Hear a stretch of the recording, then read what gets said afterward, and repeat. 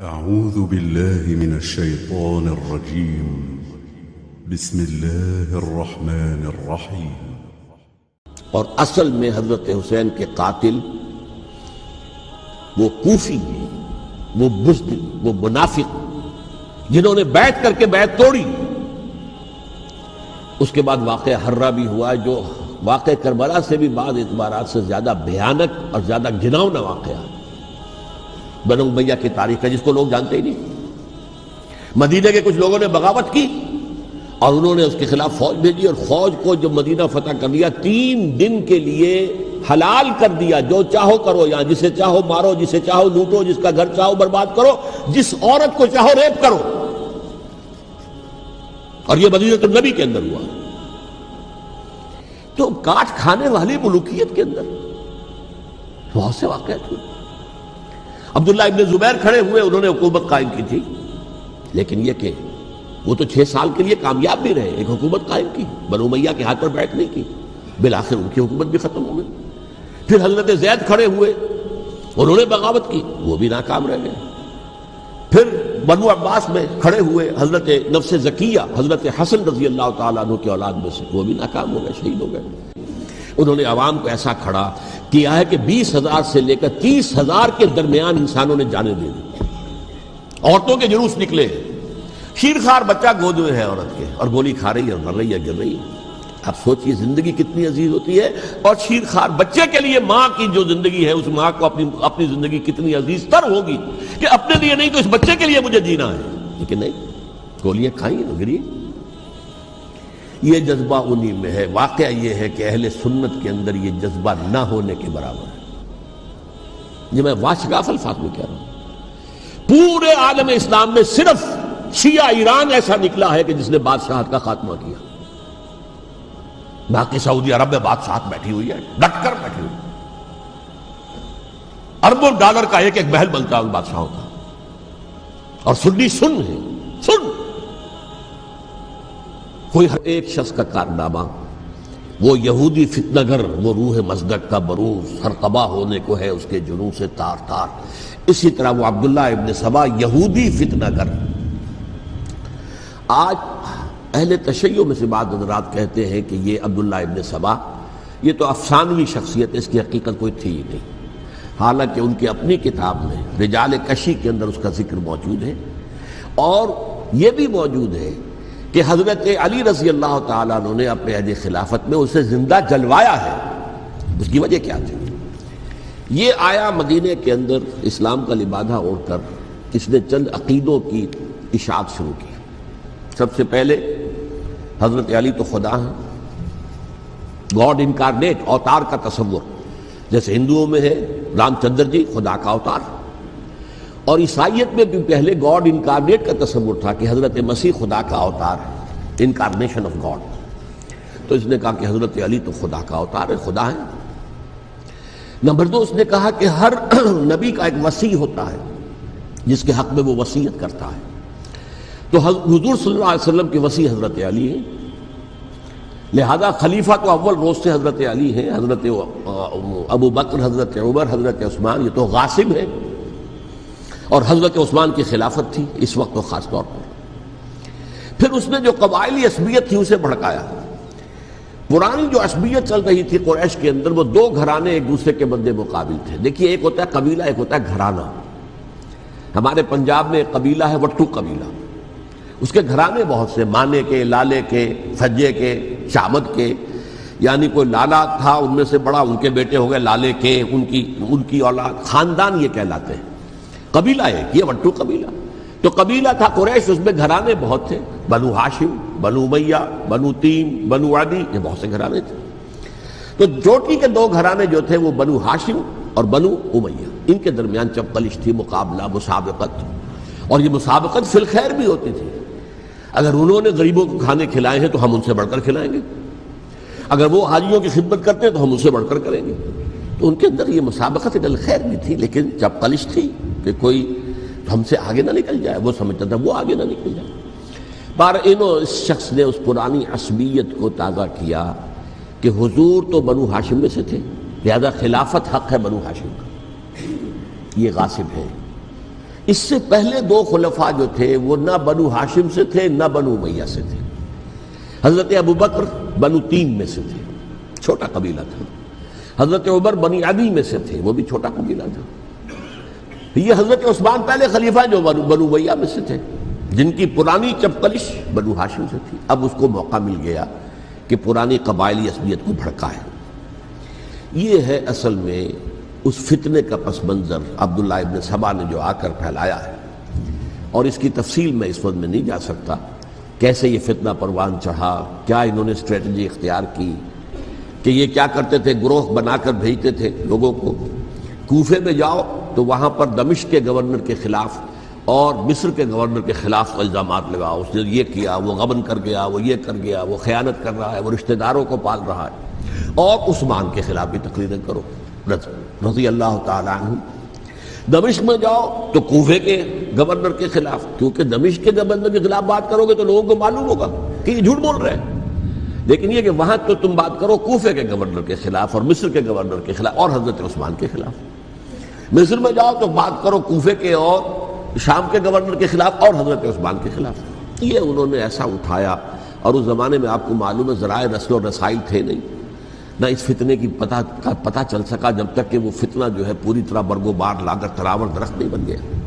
اس کے نتیجے میں حضرت عثمان رضی اللہ تعالی عنہ شہید ہوئے، اور خلیفہ پھر حضرت علی رضی اللہ تعالی عنہ کو انہی سبائیوں نے، جنہوں نے گھیراؤ کیا تھا، جنہوں نے حضرت عثمان کو شہید کیا ہے، یہی حضرت علی رضی اللہ تعالیٰ عنہ کے ارد گرد ہو گئے. اور حضرت علی رضی اللہ تعالیٰ عنہ بھی نہیں چاہتے تھے خلافت کی بیعت لینا، لیکن آخر کیا کرتے؟ کیا وہ امت کو بغیر خلیفہ کے چھوڑ دیتے؟ حضرت زبیر سے کہا گیا، انہوں نے نہیں مانا، رد کر دی بات. حضرت طلحہ سے کہا گیا، انہوں نے نہیں مانا. حضرت علی سے کہا گیا، اب عشرہ مبشرہ میں سے یہی تو تھے نا، لہذا انہوں نے تسلیم کر لیا، خلافت ہو گئی. لیکن اس کے بعد جو خانہ جنگی ہوئی ہے، اس خانہ جنگی کے نتیجے میں نوٹ کر لیجئے کہ 1,00,000 کے قریب مسلمان ایک دوسرے کی تلواروں اور نیزوں اور برچھیوں اور تیروں سے ختم ہو گئے، ہلاک ہو گئے. یہ ہماری تاریخ کا تاریک ترین باب ہے. 5 سال، 4.5 سال حضرت علی کی خلافت کے اور 6 مہینے حضرت حسن کی خلافت کے رضی اللہ تعالی عنہ. اس سے کیا ہوا کہ ایک طرف تو اسلام کی جو توسیع ہو رہی تھی، تھمتا نہ تھا کسی سے سیل رواں ہمارا، وہ سیلاب رک گیا. انٹرنل سیبوٹاج ہو گئی نا. اب تو اندر ہی آپسی میں اگر دست و گریبان ہو گئے تو باہر اب کیا توسیع کرتے ہیں. وہ توسیع کا عمل رک گیا. اور یوں سمجھیے کہ جیسے ٹرک اگر کبھی چل رہا ہو، بھرا ہوا ہو، لوڈڈ، اور وہ چڑھائی چڑھ رہا ہو، تو اگر کہیں موشن ٹوٹ جائے، ٹرک کو رکنا پڑے، تو ڈرائیور کے جان پر بن جاتی. اس لیے کہ اس کو دوبارہ سٹارٹ کرنا، اور جبکہ وہ چڑھائی پر ہے، انکلائن پر ہے، آسان کام نہیں ہوتا. خطرہ ہوتا ہے وہ پیچھے جو ہے وہ نہ جائے. اور پہاڑی علاقوں میں آپ کو معلوم ہے ذرا پیچھے چلے جانے کا مطلب جو ہے بہت خطرناک جو ہے نتیجہ نکل سکتا ہے. بہرحال حضرت علی رضی اللہ تعالیٰ عنہ نے اپنے خلافت میں ایک کام یہ کیا. اب اس کی کیا مصلحتیں تھیں یہ تو انہی کے علم میں ہوگا. ہم قیاس کر سکتے ہیں، میں اس میں نہیں جانا چاہتا. ابھی تک خلافت کا مرکز تھا مدینہ منورہ. حضرت ابوبکر، حضرت عمر، حضرت عثمان، وہیں جہاں حضور صلی اللہ علیہ وسلم رہے تھے اور جہاں پر کہ حضور مدفون تھے. لیکن حضرت علی نے اپنا مرکز جو ہے وہ کوفہ بنا دیا. اچھا، اس کی ایک ظاہری وجہ یہ سمجھ میں آتی ہے کہ اسلام کا جو پھیلاؤ ہو گیا تھا، وہ سلطنت اتنی وسیع ہو گئی تھی کہ مدینہ منورہ بہت جنوب میں اور بڑے صحرا کو عبور کر کے جانا ہوتا تھا. کوفہ جبکہ ایسی مقام پر تھا کہ جہاں سے مشرقی راستہ جا رہا ہے ایران کو، عراق کے اندر تو ہے وہ شہر کوفہ، اور پھر ایران اور خراسان اور ہندوستان کو راستہ جا رہا ہے. وہیں سے شمال کی طرف جا رہا ہے، شام کی طرف اور ترکی کی طرف. اور وہاں سے پھر یہ کہ مغربی افریقہ کو بھی کنٹرول کرنا، جو شمالی افریقہ کو، وہ بھی آسان تھا. بہرحال حضرت علی نے کوفہ کو اپنا مرکز بنایا، اور نتیجہ یہ ہوا کہ سبائیوں کا بھی مرکز وہی بن گیا. چونکہ انہوں نے اپنے آپ کو گردا گرد رکھا حضرت علی کے رضی اللہ تعالیٰ عنہ. اب ظاہر بات ہے کسی پرٹیکولر پرسن کے خلاف تو کوئی مقدمہ موجود تھا نہیں، بلکہ جب جنگ جمل ہو رہی تھی، ابھی جنگ نہیں ہوئی تھی، حضرت عائشہ، حضرت طلحہ، حضرت زبیر وہ لے کر آئے تھے ایک لشکر. اس مطالبے کے لیے کہ حضرت عثمان کے قاتلوں کو سزا دی جائے، قصاص لیا جائے۔ حضرت علی رضی اللہ تعالیٰ عنہ سے گفت و شنید ہو رہی تھی، حضرت علی جو ہے اس پر آمادہ ہو گئے کہ ٹھیک ہے، میں جو بھی قاتلین عثمان ہیں ان کو گرفتار کر کے سزا دوں گا۔ عین اسی وقت کوفے کی مسجد کے اندر جو ہے 10,000 کا مجمع کھڑا ہو گیا، ہم سب قاتل عثمان ہیں، لو ہم سے بدلہ کہاں سے لوگے۔ اور انہوں نے کیا کیا، جاتے ہی جنگ چھیڑ دی، اور جب چھڑ جائے تو یا مرو یا مارو، اس کے سلاوہ تو کوئی چارہ کار ہوتا ہی نہیں۔ ایک رات میں 10,000 مسلمان شہید ہوئے، جن میں 2 عشرہ مبشرہ میں سے حضرت زبیر اور حضرت طلحہ رضی اللہ تعالیٰ عنہ۔ تو یہ صورت تھی، سبائیوں نے گھیراؤ کیا حضرت علی کا رضی اللہ تعالیٰ۔ حضرت معاویہ دعوے دار نہیں تھے خلافت کے، قطعاً نہیں، ان کا صرف ایک دعویٰ تھا، اور وہ یہ تھا کہ عثمان کے قاتلوں کو گرفتار کرو، یا خود سزا دو یا ہمارے حوالے کرو، ہم اس سے قصاص لیں گے۔ اس لیے کہ قبیلہ بنو امیہ کا تھا، اور حضرت امیر معاویہ بنو امیہ میں سے، تو ایک خاندانی طور پر جو ہے ہم قصاص لیں گے ان سے جنہوں نے قتل کیا ہے حضرت عثمان کو۔ لیکن یہاں ظاہر بات ہے کہ حضرت علی رضی اللہ تعالیٰ عنہ کی طرف سے مطالبہ یہ ہوتا تھا، تم پہلے میری بیعت کرو، میرے ہاتھ مضبوط کرو تاکہ میں ان کے خلاف کوئی اقدام کر سکوں۔ لیکن انہیں یہ اندازہ تھا کہ اگر میں نے بیعت کی تو ظاہر بات ہے کہ حضرت علی تک پہنچنے سے پہلے مجھے گردن اڑا دیں گے یہ لوگ، اس لیے کہ سبائی جو ہے وہ آپ کو گھیرے ہوئے۔ بہرحال ایک عجیب الجھاؤ، ایک ڈائلیما تھا جس کی وجہ سے یہ جنگ چلتی رہی، اور حضرت علی رضی اللہ تعالیٰ عنہ کو انہی کے شیعان علی ہی کے اندر سے وہ جماعت علیحدہ ہوئی تھی جس کو ہم خوارج کے نام سے جانتے ہیں، اور ایک خارجی ملجم ابن ملجم ہی نے حضرت علی کو شہید کیا رضی اللہ تعالیٰ عنہ۔ پھر حضرت حسن رضی اللہ تعالیٰ عنہ، اب دیکھیے کس قدر صحیح بات تھی جو حضرت علی رضی اللہ تعالیٰ عنہ نے فرمائی جب ان سے کہا گیا کہ کیا ہم آپ کے بیٹے حسن کے ہاتھ پر بیعت کر لیں رضی اللہ تعالیٰ عنہ۔ فرمایا نہ میں تمہیں اس کا حکم دیتا ہوں نہ میں اس سے روکتا ہوں، یہ تمہارا معاملہ ہے، امرہم شورا بینہم، تم اپنے باہمی مشورے سے جو فیصلہ کرو گے ٹھیک ہے، میں نہ حکم دیتا ہوں نہ روکتا ہوں۔ اس کا کیا مطلب ہے؟ باپ کے بعد بیٹے کی خلافت ہرگز حرام نہیں ہے، ورنہ کہتے کیسے ہو سکتا میرا بیٹا؟ نہیں، یہ نہیں کہا۔ حضرت عمر سے بھی کہا گیا تھا کہ اپنے بیٹے کو نامزد کر دیں، عبداللہ ابن عمر کو، تو انہوں نے جواب میں کیا کہا؟ اسے تو طلاق دینی بھی نہیں آتی۔ انہوں نے اپنی کسی زوجہ کو طلاق دی تھی، اور اس میں جو صحیح ترین طریقہ ہے وہ اختیار نہیں کیا تھا، انہیں طلاق دینی تک نہیں آتی تو میں اسے خلیفہ بنا دوں۔ یہ نہیں کہا تھا کہ باپ کے بعد بیٹا خلیفہ نہیں ہو سکتا، یہ تو نہیں تھا، کہیں حرام نہیں ہے، نہ کتاب و سنت میں، نہ کوئی حدیث ہے، نہ کہیں قرآن مجید میں۔ تو حضرت علی نے بھی فرمایا رضی اللہ تعالیٰ، نہ میں روکتا ہوں نہ حکم دیتا ہوں، یہ تمہارا اپنا معاملہ ہے۔ بہرحال حضرت حسن رضی اللہ تعالیٰ عنہ نے حضرت امیر معاویہ سے صلح کر لی، خلافت ان کے سپرد کر دی۔ دیکھیے میں حضرت ابوبکر، حضرت عمر، حضرت عثمان، حضرت علی کے ساتھ حضرت حسن کے دور خلافت کو بھی خلافت راشدہ میں سے سمجھتا ہوں، اور تبھی 30 سال پورے ہوتے ہیں اس حدیث کے مطابق کہ حضور نے فرمایا خلافت 30 برس رہے گی، پھر ملوکیت آ جائے گی۔ تو حضرت حسن کا بہت بڑا کارنامہ یہ ہے کہ اس خانہ جنگی کا دروازہ بند کر دیا، اور یہ پیشن گوئی تھی حضور کی صلی اللہ علیہ وسلم حضرت حسن کو، جب بچے تھے حضور کے انتقال سے پہلے، میرا یہ بیٹا مسلمانوں کے 2 گروہوں میں صلح کرائے گا، یہ حضور کی پیشن گوئی تھی، اور وہ پیشن گوئی حضرت حسن کے علم میں بھی ہوگی یقیناً۔ بہرحال انہوں نے صلح کی حضرت امیر معاویہ کے ساتھ رضی اللہ تعالیٰ عنہ، خلافت ان کے حوالے کر دی، اور کچھ شرائط تھیں طے ہو گئی، اللہ خیر صلی اللہ۔ حضور کی تو یہ پیشن گوئی جو ہے صحیح ثابت ہوئی کہ میرا یہ بیٹا مسلمانوں کے 2 بڑے گروہوں کے درمیان صلح کرا دے گا، اور سبائیوں نے انہیں تانے دیے، یا عار المومنین، اے مومنوں کے لیے موجب عار، موجب شرم، تم نے بزدلی دکھائی ہے، تم نے امیر معاویہ کو خلیفہ تسلیم کر لیا، تم نے بزدلی دکھائی، معاذ اللہ ثم معاذ اللہ ثم معاذ اللہ۔ اب میں کچھ باتیں حضرت امیر معاویہ کے بارے میں کہنا چاہتا ہوں، اس لیے کہ وہاں اس میں نے حضرت معاویہ کے بارے میں یہ تو بہت شدت کے ساتھ کہا تھا، اور میں اب بھی اس پر قائم ہوں اور پوری طریقے سے قائم ہوں۔ میرا مستقل موقف یہی ہے کہ حضرت معاویہ رضی اللہ تعالیٰ عنہ کے دور خلافت کو ہم خلافت راشدہ میں شامل نہیں سمجھتے، اہل سنت میں سے کوئی بھی نہیں سمجھتا، لیکن اس کے ساتھ میں نے حضرت امیر معاویہ کے کچھ مناقب بھی بیان کیے تھے تاکہ پلڑا جو ہے ترازو کا، اس کے دونوں پلڑے سامنے آ جائیں.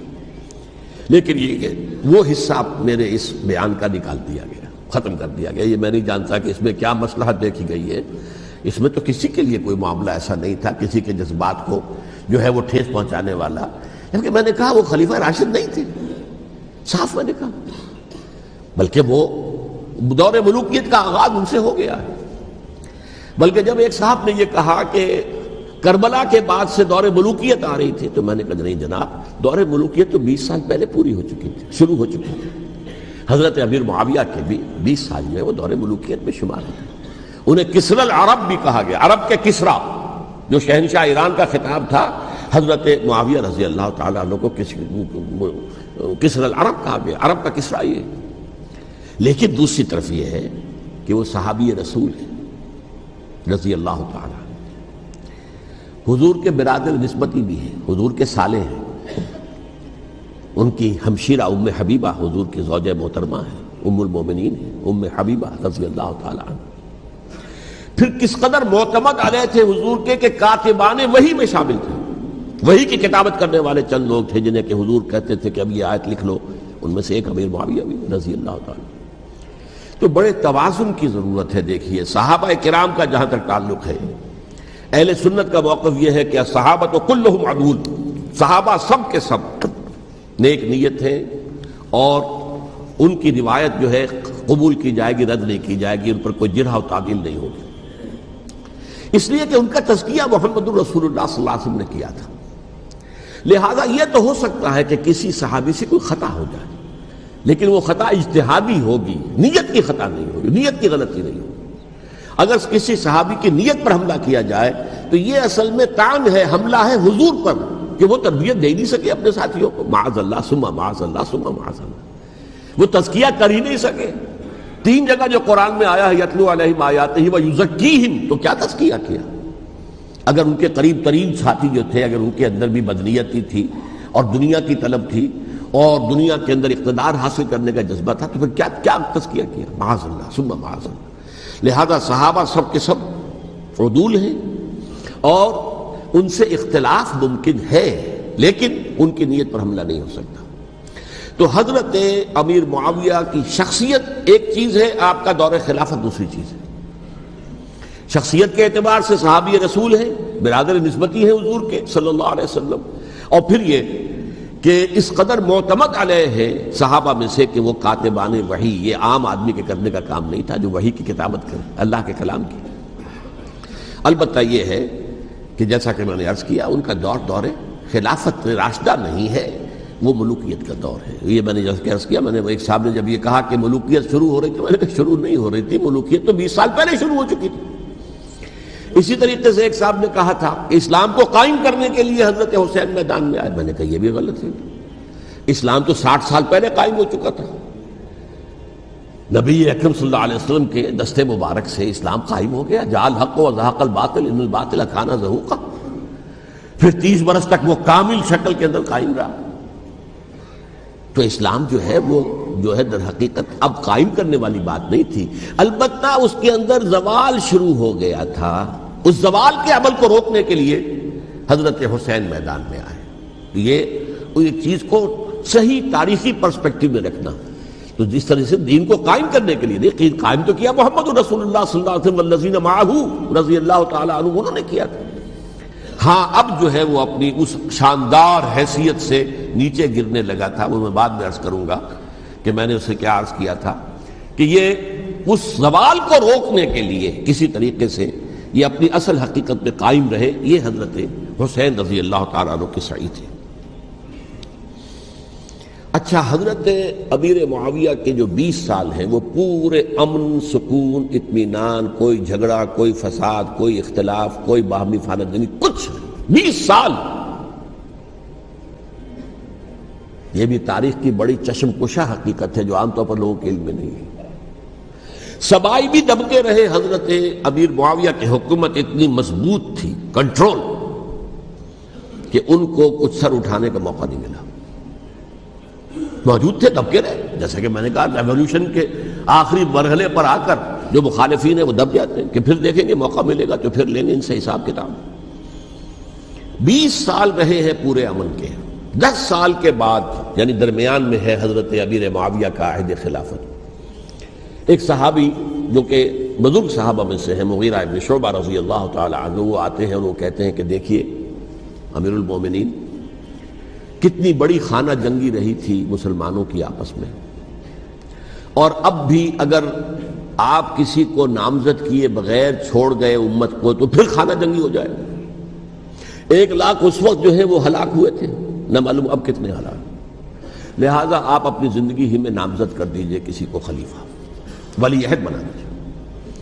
حضرت امیر معاویہ نے ابتداءً جو ہے انکار کیا نہیں، لیکن ان کے دلائل ایسے تھے وزنی، اور میں سمجھتا ہوں کہ وہ بات صحیح تھی جو مغیرہ ابن شعبہ نے کہی، اس لیے کہ اب صحابہ کرام میں سے جو کبار صحابہ تھے وہ تو سب دنیا سے رخصت ہو چکے تھے، اب تو یا صغار صحابہ رہ گئے تھے جو حضور کے زمانے میں بچے تھے، حضرت حسن، حضرت حسین، عبداللہ ابن زبیر، یہ بچے تھے نا، یا تو وہ تھے، اور یا بالکل نو مسلم تھے، اور نو مسلموں میں بڑی تعداد وہ تھی جو ایرانیوں کی تھی، شامیوں کی تھی، ادھر کی تھی، تو ان کو تو ظاہر بات ہے کہ تربیت نبوی سے کیا خلافت راشدہ سے بھی اکثر و بیشتر کو کوئی حصہ ملا ہی نہیں۔ تو اس صورت میں اب وہ اعلیٰ ترین معیار پر حکومت کے نظام کو قائم کرنا ممکن نہیں ہے۔ کوئی قبائلی عصبیت جب تک حکومت کی پشت پر نہیں ہوگی، حکومت مستحکم نہیں ہوگی۔ یہ گویا کہ ایک جس کو کہتے ہیں کہ حقیقت بینی، واقعیت پسندی، ایک آئیڈیلزم ہے اور ایک ریئلزم ہے کہ آپ فیکٹس آن دی گراؤنڈ کو غور کریں، سوچیں اس کے اوپر اور پھر کوئی فیصلہ کریں۔ اس اعتبار سے پھر حضرت امیر معاویہ نے بات مان لی اور بیعت لے لی لوگوں سے حضرت یزید کے لیے کہ یہ خلیفہ ہوں گے میرے بعد، اس کو ولی عہدی کہتے ہیں۔ اچھا، اس وقت 5 افراد ایسے تھے کہ جنہوں نے اس سے اختلاف کیا، یہ بات بہت اہم ہے۔ میرا کتاب کیا ہے سانحہ کربلا، اس کے کچھ نسخے آج یہاں ہوں گے، آپ لوگ پڑھیے اسے غور سے اور پھیلائیے تاکہ حقیقت سامنے آئے۔ 5 افراد کون تھے جو ہونے چاہیے؟ ابو بکر فوت ہو گئے، ان کے بیٹے عبد الرحمن ابن ابی بکر، عمر فوت ہو گئے، ان کے بیٹے عبداللہ ابن عمر، عباس فوت ہو گئے، ان کے بیٹے عبداللہ ابن عباس، زبیر فوت ہو گئے، ان کے بیٹے عبداللہ ابن زبیر، اور حضرت حسن سے جو ہے ان کا انتقال ہو چکا تھا، حضرت علی کے بیٹے حضرت حسین رضی اللہ تعالی عنہ اجمعین۔ حضرت حسن کے بارے میں ایک فریق کا کہنا یہ ہے کہ انہیں زہر دے کر ہلاک کیا گیا، اہل تشیع کا قول یہ ہے، جبکہ اہل سنت کہتے ہیں کہ نہیں، وہ اپنی جو بھی طبی موت تھی اس سے ان کی وفات، لیکن میں اس میں نہیں جانا چاہتا، اس لیے کہ یہ مائکرو ہسٹری جو ہے نا، وہ تو ایک ایک واقعے کے لیے ادھر کی روایات کیا، ادھر کی کیا ہیں، ان کے پاس کیا دلائل، یہ تو کسی ریسرچ اسکالر کا موضوع ہے، میرا موضوع نہیں ہے۔ لیکن بہرحال یہ 5 حضرات تھے جنہوں نے ولی عہدی کی بیعت نہیں کی، لیکن حضرت معاویہ اتنے حلیم الطبع انسان تھے، انہوں نے جبر نہیں کیا، کوئی تشدد نہیں کیا۔ ٹھیک ہے، ولی عہدی کی بیعت نہیں کر رہے، کوئی بات نہیں، میری بیعت تو کی ہوئی ہے نا، ابھی تو میں زندہ ہوں، بات ختم ہو گئی، میری بیعت کو تو نہیں توڑا انہوں نے، فسخ بیعت نہیں کی۔ اس اعتبار سے انہوں نے نہ کوئی تشدد کیا، نہ جبر کیا، نہ کوئی مواخذہ کیا۔ لیکن جب امیر معاویہ کا انتقال ہو گیا، اب ولی عہدی کی بجائے وہ اب خلافت کی بیعت کی، سب لوگوں نے بیعت کر لی۔ ان 5 میں سے ایک فوت ہو چکے تھے، حضرت عبد الرحمن ابن ابی بکر فوت ہو چکے رضی اللہ تعالی، 4 تھے، ان 4 میں ایک اختلاف ہوا۔ 2 کی رائے یہ تھی، عبداللہ ابن عمر، عبداللہ ابن عباس، کہ اگرچہ یہ کام غلط ہوا ہے، اسلام کی روح کے منافی ہوا ہے، یہ بادشاہت کی بنیاد پڑ رہی ہے، لیکن یہ بات ایسی نہیں ہے کہ اس کی بنا پر ہم خانہ جنگی شروع کروا دیں، امت کے اندر خون خرابہ کروائیں، فساد کروائیں۔ لہذا انہوں نے بیعت کر لی۔ اب کوئی اگر یہ کہے معاذ اللہ کہ وہ بک گئے تھے یزید کے ہاتھ میں، معاذ اللہ ثم معاذ اللہ، وہی بات آپ اختلاف کر سکتے ہیں کہ انہیں نہیں کرنی چاہیے تھی، یہ کوئی رائے رکھے، مجھے اختلاف نہیں، لیکن ان کی نیت پر حملہ کریں گے تو حملہ محمد رسول اللہ پر ہوگا صلی اللہ علیہ وسلم۔ عبداللہ ابن عمر کون ہیں؟ کتنی حدیثیں ان سے جو ہے وہ منقول ہیں۔ عبداللہ ابن عباس کون ہیں؟ جنہیں حضور نے جو ہے جن کے لیے دعا کی تھی، اے اللہ فقہہ فی الدین وعلمہ التاویل، اے اللہ اس نوجوان کو دین کا فہم عطا کر اور قرآن کی تعویل اور تفسیر کا علم عطا کر، حبر الامہ کہلاتے ہیں۔ وہ کہیں پیسوں اور ٹکوں کے عوض بک جانے والے نہیں تھے، انہوں نے امت کی مصلحت دیکھی، نیت جو ہے اس پر حملہ نہ کیجیے، البتہ اختلاف کا حق آپ کو حاصل ہے۔ دو حضرات جو ہے ڈٹے رہے کہ نہیں، ہمیں کم وقت میں ریزسٹ کرنا ہے۔ عبداللہ ابن زبیر عمر کے اعتبار سے وہ بڑے ہیں، مسلمانوں میں سب سے پہلے ولادت مدینے میں جا کر جو ہوئی ہے وہ عبداللہ ابن زبیر کی ہوئی ہے۔ ہجرت کر کے جب مہاجرین وہاں پہنچے، کچھ عرصے تک کسی کے ہاں کوئی اولاد نہیں ہوئی، تو لوگوں نے تانے دینے شروع کر دیے کہ معلوم ہوتا ہے کہ یہاں آ کر یہ مکے کے رہنے والے جو ہیں کمزور ہو گئے ہیں، ان کے ہاں اولاد ہی نہیں ہو رہی۔ پھر عبداللہ ابن زبیر کی ولادت ہوئی ہے، یہ حضرت ابو بکر کے نواسے ہیں، حضور کی زوجہ محترمہ حضرت عائشہ کی بہن، حضرت دیکھیے ابھی نام نکل گیا ہے جی، حضرت اسماء رضی اللہ تعالی عنہا عنہما، یہ ان کے صاحبزادے ہیں، حضرت زبیر کے بیٹے۔ ان کا فیصلہ ہوا کہ ہمیں رجسٹ کرنا ہے کم وقت میں، ایٹ اینی کاسٹ۔ حضرت حسین ابن علی رضی اللہ تعالی عنہما کا بھی فیصلہ ہوا کہ ہمیں رجسٹ کرنا ہے کم وقت میں۔ البتہ ان میں بھی ایک اختلاف ہو گیا، یعنی یہ دو تو جڑے رہے، ان دو میں اختلاف ہو گیا۔ عبداللہ ابن زبیر کا کہنا یہ تھا کہ ہمیں حجاز میں رہنا چاہیے، یہ سرزمین ہے جس میں نبوت کی برکات سب سے زیادہ ہیں، یہاں ہم مضبوط قلعے کے اندر ہیں، ہمیں یہاں سے جو ہے رجسٹ کرنا چاہیے اور ختم کرنا چاہیے اس نظام کے اندر جو خرابی آ گئی ہے اس کو۔ حضرت حسین رضی اللہ تعالیٰ عنہ کے پاس خطوط کا تانتا بنا ہوا تھا، کوفے سے لوگ خط لکھ رہے تھے، آئیے آئیے آئیے، ہم آپ کے ہاتھ پر بیعت کریں گے، ہم آپ کے ہاتھ پر بیعت کریں گے، ہم آپ کے ہاتھ پر بیعت کریں گے۔ یہی وہ کوفہ جو حضرت علی کا دارالخلافہ رہا تھا اور جو پھر سبائیت کا گڑھ بن گیا تھا۔ چنانچہ حضرت حسین نے حضرت مسلم بن عقیل کو بھیجا وہاں پر کہ میرے نمائندے کی حیثیت سے جا کر وہاں پر بیعت لو۔ 10-12 ہزار افراد نے بیعت کر لی، لیکن اس کے بعد یزید کی طرف سے گورنر بنا کے بھیجا گیا ابن زیاد کو۔ ابن زیاد نے آ کر جو تشدد کیا اور سختی کی تو سب کے سب بیعت توڑ کر اور سب منحرف ہو گئے۔ مخلصین تو وہ تھے نہیں، الکوفی لایوفی، کوفی جو ہے وہ تو کوئی وعدہ وفا کرنے والا ہوتا ہی نہیں، بیعت توڑ دی۔ فمن نقص فانما ينقص على نفسه، بیعت کے بعد بیعت توڑ دینا بہت بڑا گناہ ہے، توڑ دی۔ ادھر اطلاع مل گئی حضرت حسین کو، چل چکے تھے وہ، راستے میں تھے کہ وہاں تو مسلم بن عقیل شہید ہو گئے اور سب لوگوں نے بیعت توڑ دی۔ اب واپس جانا چاہتے تھے، لیکن مسلم بن عقیل کے بیٹے جو ہے اڑ گئے۔ یہ عرب کی اپنی ایک جو ہے پرانی ان کی حمیت اور ان کا قبائلی نظام کہ اب ہم اپنے والد کے خون کا قصاص لیے بغیر نہیں جائیں گے۔ حضرت حسین رضی اللہ تعالیٰ عنہ کی مروت اور شرافت کہ یہ میرا ساتھ دینے کے لیے آئے تھے، اب میں ان کا ساتھ نہ دوں تو یہ تو شرافت اور مروت کے خلاف ہے۔ کہا اچھا چلو چلتے۔ وہاں جا کر بھی عین اپنے میدان کے اندر بھی حضرت حسین رضی اللہ تعالیٰ عنہ نے 3 چیزیں پیش کی ان کوفیوں کے لشکر کے خلاف۔ سب سے بڑا لشکر کے اندر سب سے بڑے تو کوفی تھے جنہوں نے بیعتیں کی ہوئی تھی حضرت حسین کے ساتھ۔ دیکھو مجھے جانے دو واپس حجاز کی طرف، یا مجھے سرحدوں پر بھیج دو تاکہ میں کافروں کے ساتھ جنگ کرتے ہوئے اپنی جان دے دوں، یا مجھے یزید کے پاس جانے دو، میں اپنا معاملہ اس سے طے کر لوں۔ لیکن کوفیوں کو یہ گوارا نہیں تھا۔ اگر یہ یزید کے پاس پہنچ گئے تو ہمارا کچا چٹھا بیان کر دیں گے کہ مجھے تو ان لوگوں نے برگلا کر بلایا تھا۔ اس لیے کہ دیکھیے حضرت امیر معاویہ کے 20 سالوں کے دوران میں بتا چکا ہوں، ان کی حکومت اتنی مستحکم تھی کہ اس کے خلاف کوئی فتنہ اٹھانا ممکن نہیں تھا۔ اب چونکہ چینج اوور ہوا تھا، اور چینج اوور میں آپ کو معلوم ہوتا ہے کہ ایک جس کو کہتے ہیں every thing is in the melting پاٹ، ابھی تو یہ درمیان کے اندر معاملہ ہے، تو انہیں موقع ملا، سر اٹھایا حضرت حسین رضی اللہ تعالیٰ عنہ کو، جو خطوط لکھے جس کے کہ تھیلے کے تھیلے اور بوریوں کی بوریاں بھری ہوئی حضرت حسین کے ساتھ تھی، وہ کہا کہ آئیے ہم آپ سے بیعت کریں گے۔ انہوں نے نہیں مانا، اور اصل میں حضرت حسین کے قاتل وہ کوفی ہیں، وہ بزدل، وہ منافق، جنہوں نے بیعت کر کے بیعت توڑی، اور اب وہ آ گئے کہ اگر یہ حسین رضی اللہ تعالیٰ عنہ بچ کر کہیں یزید کے پاس پہنچ گئے تو پھر ہمارا کچا چٹھا جو ہے وہ سامنے آ جائے گا اور ہماری پھر شامت آ جائے گی۔ لہذا انہوں نے قتل کیا حضرت حسین کو رضی اللہ تعالیٰ۔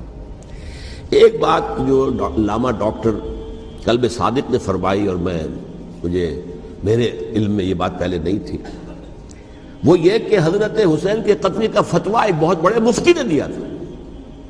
یہ بات بھی ذرا سمجھ لیجیے، حضرت حسین رضی اللہ تعالیٰ عنہ کے قتل کا فتویٰ ایک بہت بڑے مفتی نے دیا تھا۔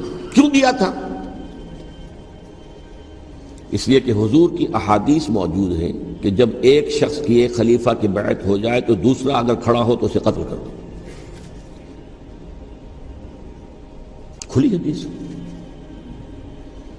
اسی لیے ایک بہت بڑے مفسر بھی ہیں، فقیہ بھی ہیں، قاضی ابن العربی رحمۃ اللہ علیہ، ایک ابن عربی ہیں الف لام کے بغیر، ابن عربی، وہ بہت بڑے صوفی ہیں، فلسفی ہیں، اندلس کے ہیں۔ تصور آج ہمارے پاس ہے کہ ریاست علیحدہ ہے، حکومت علیحدہ ہے، state of Pakistan, we are loyal to the state of Pakistan, ہم ریاست پاکستان کے وفادار ہیں، گورنمنٹ آف پاکستان کے وفادار نہیں ہیں، we are not loyal to the government.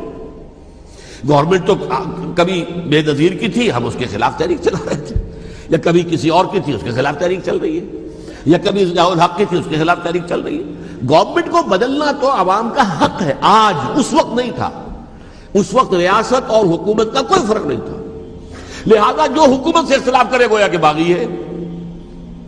یہ ہے اصل میں وہ پیچیدہ مسئلہ کہ کیوں کسی مفتی نے فتویٰ دے دیا، اس لیے کہ اس وقت تک ریاست اور حکومت کا فرق واضح نہیں تھا دنیا پر۔ یہ تو ابھی کوئی 100-150 سال کی بات ہے کہ آج ہمارا جو پولیٹیکل سائنس کا ایولیوشن ہوا ہے وہ اس اسٹیج تک پہنچ گیا ہے کہ اسٹیٹ علیحدہ ہے، حکومت علیحدہ ہے۔ حکومت تو اسٹیٹ کے 3 آرگنز میں سے ایک آرگن ہے، ایڈمنسٹریشن حکومت کی ہے، جوڈیشری ہے اور لیجسلیچر ہے، 3 آرگنز ہیں بڑے بڑے، ان میں سے ایک ہے۔ تو حکومت کو بدلنا تو عوام کا حق ہے، چاہے وہ ووٹ کے ذریعے بدلیں، چاہے ایجیٹیشن، اگر پرامن ایجیٹیشن ہے اس سے حکومت کو بدلنے کا حق حاصل ہے دستوری طور پر ہر اعتبار سے۔ اس وقت یہ نہیں تھا، لہذا صورتحال یہ بن گئی کہ حکومت وقت نے باور کرا دیا مسلمانوں کو، ورنہ سوچئے نواسۂ رسول کو قتل کرنا کوئی آسان کام تھا؟ آخر سب کلمہ گو تھے کہ نہیں تھے؟ کلمہ گو تو تھے نا، اور حضور سے عقیدت و محبت میں کمی، لیکن یہ کہ فتویٰ اگر ایک بہت بڑے مفتی کا، جو کہ حضرت علامہ ڈاکٹر قلب صادق صاحب نے فرمایا، مجھے اس مفتی کا نام بھی معلوم نہیں، کہ ایک مفتی ہی کا فتویٰ تھا وہ، جس کے بنا پر اب ان لوگوں نے حضرت حسین کو قتل کیا، اور یہی وجہ ہے کہ انہوں نے پھر خیموں کو بھی آگ لگا دی۔ وائی؟ حالانکہ دیکھیے اگر دشمنی کا انتقام ہوتا تو حضرت علی بن حسین جو بیمار تھے، جو بعد میں زین العابدین رحمت اللہ علیہ کے نام سے پھر یہ اہل تشیع کے چوتھے امام معصوم ہیں، حضرت علی، حضرت حسن، حضرت حسین، اور پھر حضرت علی بن حسین زین العابدین رحمت اللہ علیہ، کیا ان کو بھی قتل کر دیتے؟ حضرت حسین کی نسل ہی ختم ہو جاتی، لیکن نہیں کیا۔ آگ کیوں لگائی؟ آگ اس لیے لگائی کہ وہ جو ڈاکومنٹری پروف ہے ہماری غداری کا یزید کے خلاف حضرت حسین کو جو ہم نے دعوت دی، وہ جو ڈاکومنٹری پروف خطوط کی شکل میں موجود ہے وہ ختم ہو جائے، ڈسٹرائے ہو جائے۔ اس کے لیے انہوں نے خیموں میں آگ لگائی۔ بہرحال یہ ہے تاریخی پس منظر، یہ اسی سبائی فتنے کا تسلسل ہے جس نے سب سے پہلے حضرت عثمان کی جان لی رضی اللہ تعالیٰ عنہ۔ 5 سال تک مسلمانوں میں خانہ جنگی رکھی، حضرت علی کو پھر شہید کیا، اور اس کے بعد جو ہے 20 سال حضرت امیر معاویہ کے تو سر نہیں اٹھا سکے، لیکن پھر جب ایک چینج اوور ہو رہا تھا تو اس وقت انہوں نے موقع غنیمت سمجھا کہ اب کھڑے ہو جاؤ اور اب دوبارہ ایک فتنہ جو ہے اس کو امت کے اندر پیدا کر دو۔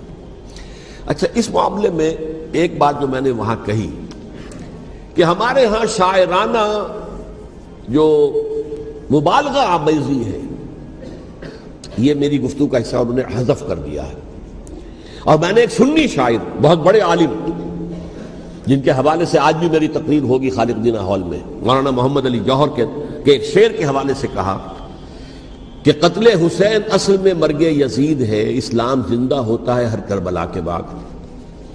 میں نے کہا بالکل محمل شعر ہے، اسلام مرا ہی نہیں تھا، زندہ ہونے کا کیا سوال؟ اور اگر کسی درجے میں مزمحل یا زخمی ہوا تھا تو وہ تو رہا، کربلا کے بعد بھی رہا۔ یزید کی حکومت بھی رہی، بنو امیہ کی حکومت بھی چلی، کوئی تبدیلی تو نہیں آئی. یہ کیا کہہ رہے ہیں؟ اسلام زندہ ہوتا ہے کربلا کے بعد. میں نے کہا اسلام مرا نہیں تھا. جیسے میں نے یہ کہا کہ ملوکیت جو ہے وہ اب شروع نہیں ہوئی، ملوکیت تو 20 برس پہلے شروع ہو چکی تھی حضرت امیر معاویہ کے. لیکن ظاہر بات ہے کہ حضرت حسن نے، حضرت حسین نے اس کو قبول کیا، اور حضرت حسین نے تو پھر 10 سال تک ولی عہدی جو تھی چاہے بیعت نہیں کی لیکن اس کے خلاف میدان میں آ کر چیلنج تو نہیں کیا. اس اعتبار سے یہ معاملہ جو ہے اسلام زندہ ہوتا ہے کربلا کے بعد، یہ بے تکی بات ہے. ہاں حضرت شاہ اسماعیل شہید رحمۃ اللہ علیہ کی اگر میں تشبیہ کو، تمثیل کو سامنے رکھوں تو اسلام کی عمارت 6 منزلہ ہے، 6ٹھی منزل ٹاپ کی وہ گر گئی، 5 منزلیں انٹیکٹ تھیں، اسلام مرا نہیں تھا. عدالت میں شریعت کے مطابق فیصلے ہو رہے تھے، قاضی تھے، مفتی تھے، شریعت نافذ تھی، اسلام کہاں مرا تھا؟ جبکہ خود کہہ رہے ہیں علامہ کلب صادق کے ایک مفتی کے فتوے سے حضرت حسین کو قتل کیا گیا. اب وہ مفتی کی رائے، اس کی بدنیتی ہو، جو بھی ہو، وہ جانے، اللہ جانے، لیکن عام مسلمان کیا کریں؟ اس پہلو سے اسلام مرا نہیں تھا. ہاں ایک منزل گر گئی تھی، وہ گری رہی، 1000 برس تک گری رہی، یہاں تک کہ آ کر مغربی امپیریلزم نے اس کے گرایا، ملوکیت کا معاملہ ختم کیا، اور وہ جبرین ملوکیت دوسری آ گئی. ورنہ وہی بادشاہی چلی ہے. بلکہ دور بنو امیہ میں وہ بادشاہی پوری طرح اس نے بالوں پر نہیں نکالے تھے، اصل بالوں پر تو اس نے نکالے ہیں دور بنو عباس میں آ کر. اور پھر سلاطین جو ہے ترک، جو ترک خلفاء ہیں، ان کا بھی بادشاہت تھی، اور کیا تھا، وہ خلافت تو نہیں تھی. تو یہ تو اسلام میں جو بھی نقص واقع ہو گیا تھا، کبھی واقع ہو گئی تھی، وہ جو کی تو برقرار رہی.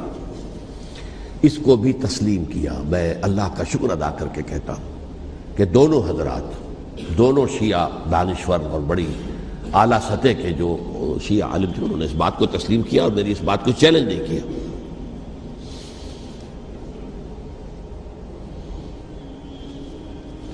اصل میں تیسری بات میں نے یہ کہی کہ دیکھیے حضرت حسین رضی اللہ تعالی عنہ کی اس شہادت کے بعد،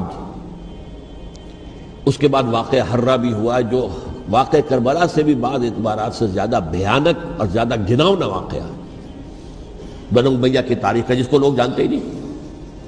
مدینہ کے کچھ لوگوں نے بغاوت کی اور انہوں نے اس کے خلاف فوج بھیجی، اور فوج کو جب مدینہ فتح کر لیا، 3 دن کے لیے حلال کر دیا، جو چاہو کرو، یہاں جسے چاہو مارو، جسے چاہو لوٹو، جس کا گھر چاہو برباد کرو، جس عورت کو چاہو ریپ کرو.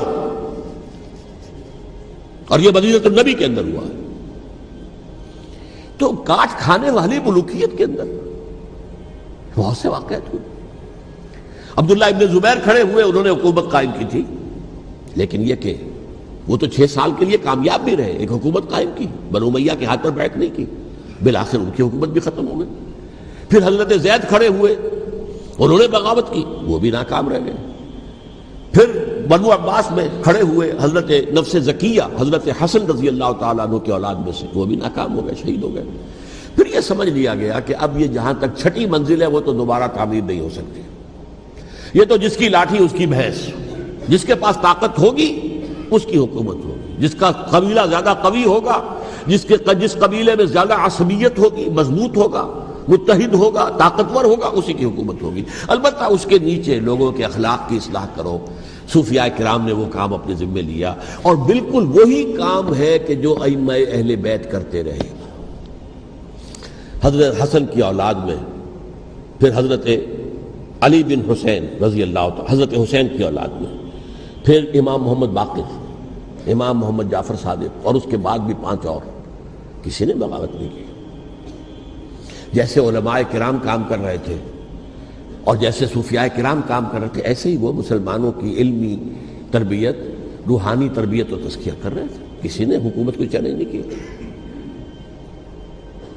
نوٹ کر لیجیے اس بات کو. حضرت علی نے بھی چیلنج نہیں کیا تھا، حضرت حسن نے چیلنج نہیں کیا، خود صلح کر لی.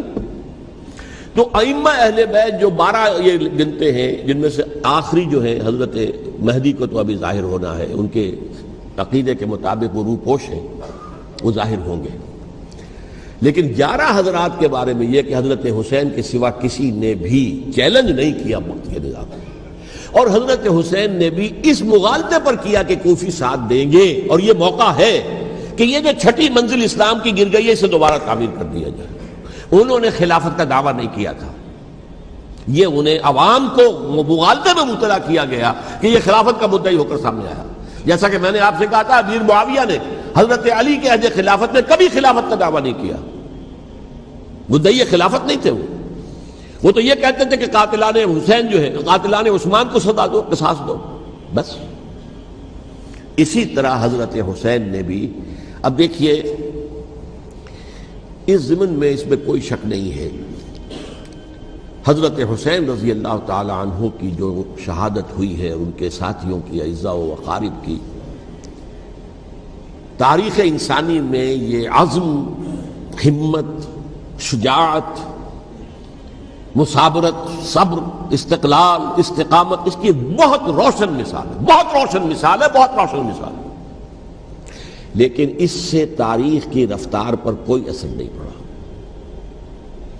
وہ جو ملوکیت آ گئی تھی وہ اور گہری سے گہری ہوتی چلی گئی۔ واقعہ کربلا کے بعد تو واقعہ ہررا ہوا، میں نے گنوا دیا، اس سے زیادہ تو میرے خیال میں کہ اور ہمارے لیے لائق شرم جو ہے کوئی واقعہ ہے ہی نہیں اس پہلو سے۔ لیکن حضرت حسین کا ایک، اب ان کو یہ کہ میں، مطلب یہ کہ اگر میں ان کے ہاتھ پر بیعت کر لیتا ہوں، جو کہ اس وقت سامنے موجود تھے، کہ یزید کی بیعت تمہارے ہاتھ پر کرتا ہوں، تو گویا کہ اپنے آپ کو سرنڈر کر دیتے۔ وہی خطرہ جو امیر معاویہ کو تھا کہ مجھے وہ تو پہنچنے بھی نہیں دیں گے علی تک رضی اللہ تعالیٰ عنہ، اور مجھے پہلے ہی شہید کر دیں گے، یہی خطرہ حسین کو تھا رضی اللہ تعالیٰ عنہ کہ مجھے یزید تک پہنچنے نہیں دیں گے، پہلے ہی قتل کر دیں گے۔ اور ویسے بھی یہ ایک شرافت، مروت اور حمیت اور غیرت اور عزت نفس کا تقاضا بھی تھا کہ بھائی معاملہ ہے یزید کا، میرا مجھے وہاں جانے دو، اللہ اللہ خرسلہ، یو کین اسکورٹ می، میرے دائیں بائیں چلو تاکہ میں کہیں اور بھاگ نہ جاؤں تمہارے خیال میں، مجھے وہاں پہنچا دو، میں وہاں پہ جا کے اسے معاملہ کر لوں۔ لیکن انہوں نے قتل کیا، اصل قاتلان کوفی، وہی سبائی۔ البتہ یہ ہے کہ اس واقعے کی جو یادگار ہے اس میں کوئی شک نہیں ہے کہ اس نے مسلمانوں میں سے ایک گروہ کے دل میں قربانی اور شہادت کا جذبہ بہت پیدا کیا، اس میں کوئی شک نہیں۔ اور جس طریقے سے کہ عاشورہ محرم میں یاد منائی جاتی ہے، جس طریقے سے اس نے اہل تشیع کے اندر قربانی کا جذبہ بے انتہا پیدا کر دیا، اگرچہ وہ جذبہ بروئے کار نہیں آتا، اس لیے کہ ان کے ہاں یہ عقیدہ ہے، یہ طے ہے کہ جب تک حضرت مہدی ظاہر نہیں ہوں گے ہم کسی کے خلاف بغاوت نہیں کریں گے۔ یہ پوری تاریخ میں ان کا معاملہ رہا، تمام جو ہے ائمہ اہل بیت کا معاملہ رہا، جب تک مہدی نہیں آتے keep sitting and keep waiting, wait and see, that's all. یہ تو خمینی صاحب نے کیا ہے، آیت اللہ خمینی صاحب نے، کہ انہوں نے یہ ایران کے شیعوں کو باور کرایا کہ بھائی جب آئیں گے حضرت مہدی آ جائیں گے، لیکن ہم اب ہاتھ پر ہاتھ رکھ کر بیٹھے رہیں، باطل کو چیلنج بھی نہ کریں، ہمیں کچھ تو کرنا چاہیے، وہ ہاتھ پاؤں ہلانے چاہیے، اور کچھ نہیں تو مہدی کا راستہ جو ہے صاف کرنا چاہیے، تمہید کرنی چاہیے، ان کے راستہ ہموار کیا جائے۔ تو یہ ان کی بڑی عظمت ہے آیت اللہ خمینی صاحب کی کہ اہل تشیع ایران کے جو ہے ان سے انہوں نے یہ بات منوا لی کہ ہم بالکل انرٹ نہیں بیٹھے رہیں گے، بلکہ اب انہیں نائب امام قرار دے کر اور ولایت فقیہ کے فلسفے کے حوالے سے، یہ دو چیزیں ان کی جو ہیں بنیادی فلسفے کی ہیں، وہ اس وقت میرا موضوع نہیں ہے، انہوں نے عوام کو ایسا کھڑا کیا ہے کہ 20,000 سے لے کر 30,000 کے درمیان انسانوں نے جانیں دے دی، عورتوں کے جلوس نکلے، شیرخوار بچہ گود میں ہے عورت کے، اور گولی کھا رہی ہے اور مر رہی ہے، گر رہی ہے۔ آپ سوچئے زندگی کتنی عزیز ہوتی ہے، اور شیرخوار بچے کے لیے ماں کی جو زندگی ہے، اس ماں کو اپنی زندگی کتنی عزیز تر ہوگی کہ اپنے لیے نہیں تو اس بچے کے لیے مجھے جینا ہے، لیکن نہیں، گولیاں کھائیں اور گری۔ یہ جذبہ انہی میں ہے۔ واقعہ یہ ہے کہ اہل سنت کے اندر یہ جذبہ نہ ہونے کے برابر ہے، یہ میں واشگاف الفاظ میں کہہ رہا ہوں۔ پورے عالم اسلام میں صرف شیعہ ایران ایسا نکلا ہے کہ جس نے بادشاہت کا خاتمہ کیا، باقی سعودی عرب میں بادشاہت بیٹھی ہوئی ہے، ڈٹ کر بیٹھی ہوئی، اربوں ڈالر کا ایک ایک محل بنتا ہے ان بادشاہوں کا، اور سنی سن ہے، سن، کوئی حرکت نہیں۔ وہ تو اب جو حرکت ہو رہی ہے وہ اینٹی امریکن حرکت ہے جو ہو رہی ہے، وہ در حقیقت وہ مسئلہ بالکل دوسرا ہے جو اس وقت ہو رہا ہے، لیکن یہ کہ عالم اسلام میں کوئی تحریک ایسے نہیں اٹھی. یہ اہل تشیع میں ہے، جو بالکل استثنائی بات ہے کہ انہوں نے جو ہے ایک ایسا بادشاہ جس کو کہا جاتا تھا کہ اس کا جو اسلحہ خانہ ہے وہ ایشیا میں سب سے بڑا اسلحہ خانہ ہے، جو 2500 سالہ پرانی جو ایک عظمت تھی ایران کی، اس کو دوبارہ تازہ اور زندہ کرنا چاہتا تھا. 2500 سالہ برسی اس نے منائی تھی، اس کے لیے ایک شہر آباد کیا تھا کہ خسرو یا سائرس یا ذوالقرنین قرآن مجید کی اصطلاح میں اس کی یادگار بنائی تھی. اب وہ سوچ رہا تھا کہ وہی عظمت دوبارہ ایران کی ہوگی جو کہ خسرو کے زمانے میں تھی، جس کا قرآن مجید میں سورہ کہف کے اندر ذکر ہے، مشرقی فتوحات، مغربی فتوحات، شمالی فتوحات. تو وہ بادشاہ ہے، اس کو بھاگنا پڑا وہاں قربانی کی وجہ سے. تو یہ جو ہے واقعہ کربلا نے، اس میں کوئی شک نہیں ہے کہ ایک ایسی مشعل روشن کی ہے جس کو کہ ہر شخص کو دیکھنا چاہیے. یہ بھی انسان، جیسے کہ اقبال نے ایک شعر کہا تھا غالب کے لیے، فکر انسان پر تیری ہستی سے یہ روشن ہوا ہے، پرے مرغ تخیل کی رسائی تاک ہو جا. تو فکر انسان پر حضرت حسین کی قربانی سے یہ واضح ہوا ہے کہ انسان کس حد تک جا سکتا ہے قربانی دینے کے لیے اپنے کسی مقصد کے لیے. مقصد ان کا جو تھا، میں نے اسی لیے آیت پڑھی تھی، معاذ اللہ ثم معاذ اللہ. میں ایک آخری بات جو کہہ رہا ہوں وہ نوٹ کر لیجئے. ایک خاص انتہائی نقطۂ نظر کے عام کیے جانے کی وجہ سے سنیوں میں بھی ایک انتہائی رد عمل پیدا ہوا ہے.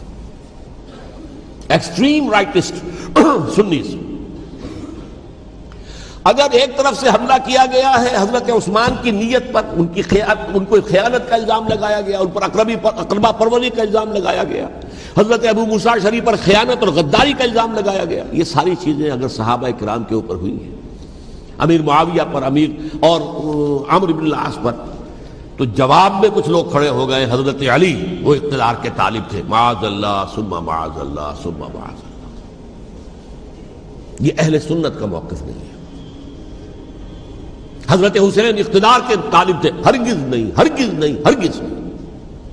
وہی اصول جو میں نے بتایا تھا سب کے لیے لاگو رہے گا. وہ امیر معاویہ کے لیے ہے تو حضرت علی کے لیے بھی، حضرت حسین کے لیے بھی ہے. یہ نیک نیت ہے. آپ ان کی کسی رائے سے اختلاف کر سکتے ہیں لیکن ان کی نیت پر حملہ نہیں کریں گے. نیت پر حملہ کریں گے آپ کا ایمان بالرسالت جو ہے وہ مجروح ہو جاتا ہے. یہ رسول کے ساتھ بھی ہے. رسول نے ان کا تزکیہ کیا، یتلو علیہم آیاتہ ویزکیہم، اس کا سارا عمل محمد کا کیا ہوا صلی اللہ علیہ وسلم. تو صحابی کے معاملے میں یہ ہمارے ہاں ان کو اہل سنت جو ہیں، جو معتدل مزاج کے، اکثریت ان کی، یہ تو چند لوگ ہیں ذرا قلم چلا لیتے ہیں تو ان کی بہت سی کچھ چھوٹی چھوٹی کتابیں بھی شائع ہو گئی ہیں بہت، لیکن انہیں اہل سنت نے قرار دیا ناسبی یا خارجی. جیسے خوارج نے کہا تھا حضرت علی بھی کافر ہیں اور حضرت امیر معاویہ بھی کافر ہیں، حضرت عمرو بن العاص بھی کافر ہیں، معاذ اللہ ثم معاذ اللہ. ایسے ہی کچھ لوگ حضرت حسین پر بھی الزام لگاتے ہیں کہ اقتدار کی ہوس اور طلب کے اندر انہوں نے یہ سارا سفر کیا تھا اور بس یہ ہے کہ وہ جو بازی تھی وہ ہار گئے. اللہ اللہ خیر صلی اللہ، اس سے آگے کیا ہے معاملہ؟ نہیں، معاذ اللہ ثم معاذ اللہ. اسی لیے میں نے آیت آج جو پڑھی تھی ایک اور جو بہت بظاہر آپ کو معلوم ہوئی ہوگی، غیر متعلق ہے میرے آج کے عنوان سے، تلک الدار الآخرۃ نجعلھا للذین لا یریدون علوا فی الارض ولا فسادا. یہ سورہ قصص کے آخری آیات میں سے. دیکھو یہ آخرت کا گھر جو ہے وہ ہم خاص کر دیں گے ان لوگوں کے لیے جو اس زمین میں اپنے اقتدار کے طالب نہیں ہوتے. زمین میں اقتدار کے طالب ہوگے فساد ہو جائے گا. تم بھی طالب، میں بھی طالب، جھگڑا ہوگا، لڑائی ہوگی، دنگا ہوگا، فساد ہوگا. تلک الدار الآخرۃ نجعلھا للذین لا یریدون علوا فی الارض ولا فسادا. جو لوگ زمین میں اپنے اقتدار کے طالب اور اس کے نتیجے میں فساد پیدا کرنے والے نہیں ہیں، ان کے لیے ہم نے آخرت کا گھر خاص کیا ہے. والعاقبۃ للمتقین، اور عاقبت جو ہے، انجام کار، آخرت جو ہے وہ تو متقیوں کے لیے ہے. اسی میں آئیں گے سب صحابہ کرام، خواہ وہ حضرت علی ہیں رضی اللہ تعالیٰ عنہ، اور خواہ وہ حضرت امیر معاویہ ہیں، حضرت عثمان ہیں رضی اللہ تعالیٰ عنہما، خواہ حضرت حسن ہیں، حضرت حسین ہیں رضی اللہ تعالیٰ عنہما، خواہ عبداللہ ابن زبیر ہیں، خواہ عبداللہ ابن عباس ہیں، خواہ عبداللہ ابن عمر ہیں رضی اللہ تعالیٰ عنہم اجمعین. اس اصول کو سامنے رکھ کر اختلاف آپ کر سکتے ہیں کسی سے بھی، لیکن کسی کی نیت پر حملہ کریں گے تو اصل میں آپ کا ایمان بالرسالت مجروح ہو جائے گا. علی کو نبی اکرم صلی اللہ علیہ وسلم نے اپنا نائب بنا کر چھوڑا تھا جب غزوہ تبوک میں جا رہے تھے مدینے میں. حضرت علی نے کہا بھی کہ مجھے آپ عورتوں کے ساتھ بٹھا کے جا رہے ہیں. فرمایا تمہارا مقام میرے ساتھ وہی ہے جو موسیٰ کے ساتھ ہارون کا تھا. ہارون کو چھوڑ کر گئے تھے نا یہودیوں کے پاس جب گئے تھے تورات لینے کے لیے, تو تمہارا وہی مقام ہے میرے ساتھ. تو یہ حضرت علی ہے رضی اللہ, ان کے بارے میں میرا ان کی کیا عظمت میری نگاہ میں. تو یہ 3 کتابچے ہیں, مجھے نہیں معلوم تیسرا یہاں ہے یا نہیں ہے. بہرحال آپ لوگوں کو ریکمینڈ کر رہا ہوں کہ ان کا مطالعہ کریں. اب یہ کہ آخری بات یہ کہ اصل ہمارے کرنے کا کام کیا ہے. دیکھیے کیوں نہیں کیا کسی نے بھی خروج کا معاملہ, وہ میں واضح کر چکا ہوں. بغاوت نہیں کی, کیوں؟ ایک تو ریاست اور حکومت میں فرق نہیں تھا. ذرا کھڑا ہو اور وہ باغی قرار پائیں گے, واجب القتل ہو جائیں گے, فتوے کی زد میں آ جائے, یہ معاملہ تھا. اور دوسرے یہ کہ عمارت پوری گری نہیں تھی, ایک منزل گری تھی نا. آج ہم کہاں کھڑے ہیں؟ پوری عمارت گری ہوئی ہے. نہ شرعی عدالتیں ہیں, نہ شرعی فیصلے ہیں, نہ احکام الہی نافذ ہیں, نہ حدود اور قصاص کے معاملات, کچھ بھی نہیں. ہمارا فرض کیا ہے؟ حضرت حسین کی مدح کرتے رہیے, تعریف کرتے رہیے, صحابہ کرام کی مدح کرتے رہیے, مدح صحابہ, اس کے لیے مجلسیں قائم ہو رہی. بھائی کر کیا رہے ہو؟ تھے تو آبا وہ تمہارے ہی, مگر تم کیا ہو؟ ہاتھ پر ہاتھ دھرے منتظر فردا ہو. تلک امت قد خلت لہا ما کسبت ولکم ما کسبتم. وہ تو ایک امت تھی جو چلی گئی, اللہ کے ہاں پہنچ گئے. جو کچھ انہوں نے کمایا وہ ان کے لیے, تمہارے لیے نہیں ہے. تمہارے لیے وہ ہوگا جو تم کماؤ گے. ہمارے لیے راستہ اب یہی ہے کہ خلافت راشدہ کے مکمل نظام کو اثر نو قائم کرنے کے لیے منہج انقلاب نبوی کو اختیار کریں. میری کتاب اس پر, کیسٹس اس پر, آڈیو کیسٹس, ویڈیو کیسٹ, سی ڈیز, نہ معلوم ڈی وی ڈی, سب کچھ موجود. سیرت النبی پر تو میں عرض کر چکا ہوں. فلسفہ سیرت النبی سمجھنا ہے تو میری کتاب پڑھیے, ورنہ سیرت النبی آپ پڑھ لیں گے, واقعات معلوم ہو جائیں گے, فلسفہ سیرت سامنے نہیں آئے. اس کا آپ مطالعہ کریں گے میری کتاب سے. اور دوسرے یہ کہ یہ خلافت قائم کرنے کے لیے جو جد و جہد ہم کر رہے ہیں, تحریک خلافت پاکستان جس کا میں داعی ہوں ادنا سا, وہ تنظیم نہیں ہے, میں اس کا امیر نہیں, وہ ایک تحریک ہے. جیسے تحریک پاکستان کہلاتی تھی جس کی تنظیم تھی مسلم لیگ, پارٹی کا نام مسلم لیگ تھا, لیکن تحریک پاکستان. اس طرح تحریک خلافت پاکستان وہ ہم نے چلائی ہے تنظیم اسلامی کے تحت. یہ خلافت جب پہلی چلی تھی آج سے 84 سال قبل, نومبر 1921 میں خالد دینا ہال میں وہ مقدمہ چلا تھا, جس کے نتیجے میں بڑے بڑے جو لیڈر تھے ہمارے, مولانا محمد علی جوہر اور مولانا حسین مدنی اور مولانا ابوالکلام آزاد, ان سب کو 2 سال کی قید کی سزا سنائی گئی تھی. بغاوت, مقدمہ بغاوت, یہ خالد دینا ہال. اسی میں سن 91 یا 92 میں نے 3 دن تقریریں کی تھیں, جن میں آج سے پھر میں 3 تقریریں کرنے والا ہوں. ایک آج شام کو, ایک کل شام کو رات 9 بجے, آج بھی کل بھی, ایک پرسوں اتوار کی صبح کو 10 بجے ہے کیا 11 بجے. تو ان میں آپ حضرات شرکت فرمائیں, تاکہ اصل جو ہمارے کرنے کا کام ہے, تاریخ کو بھی سمجھنا چاہیے, تاریخ کے عوامل کیا ہیں, کیا پس پردہ عوامل کار فرما تھے, کیا کسی شے کی اصل حقیقت ہے, وہ سمجھنا چاہیے. لیکن یہ ہے کہ اس اعتبار سے میں نے جب یہ لفظ استعمال کیا تھا اس مذاکرے میں, لپ سروس, کہ یہ ہم صرف لپ سروس کرتے رہے, مدح کے بیان کرتے رہے, منقبت بیان کرتے رہے, حضور کی نعتیں کہتے رہے, اس سے تو بات نہیں بنے گی جب تک کہ وہ فرض منصبی شہادت علی الناس کا جو ہمارے ذمے ہے بحیثیت امت محمد صلی اللہ علیہ وسلم, اس کو ادا نہ کریں. مجھے خوشی ہے کہ اس کی بھی تائید دونوں حضرات نے کی. ہاں یہ لپ سروس کا معاملہ ہے. اللہ تعالی حضرت حسین کے نقش قدم پر چلتے ہوئے, بلکہ اصل میں تو ہمارے لیے اسوہ رسول ہے محمد صلی اللہ علیہ وسلم کا, اس پر چلتے ہوئے ہم پاکستان میں اسلامی کا نظام خلافت قائم کرنے کی جد و جہد کریں. اقول قولی ھذا واستغفر اللہ لی ولکم ولسائر المسلمین والمسلمات.